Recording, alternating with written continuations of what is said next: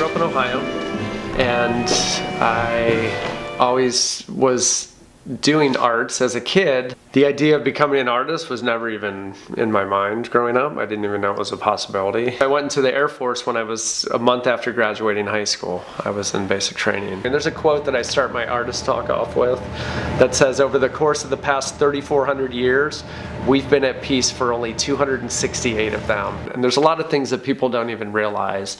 And through research, I've discovered a lot of these things. And it's interesting to find this stuff out after the fact, after I went through the military. You know, I was in for 8 years, and I tried to figure out why I was attracted to this in the first place. You're really naive as a teenager going in, and that's what they're looking for. As I dig deeper, I find that there's a lot of things that are intentional.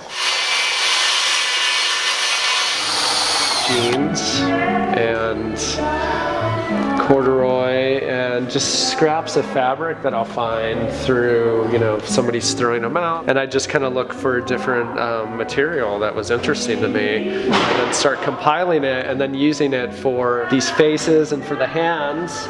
It's that transition when you go from being a civilian into being a soldier. You still are holding on to some of your civilian, you know, personality, but you're also now a soldier.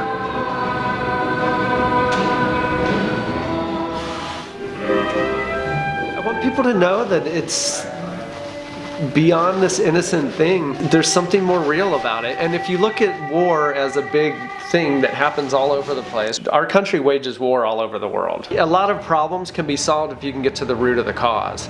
And what I found is the root of the cause is that we're teaching violence to our youth at a very young age. And it's desensitizing our culture in general, and it's making us more apt to continually wage war. And it's not an easy subject to talk about, and so I use those creatures that I've developed to hopefully soften it, but to let that message kind of come through a little easier.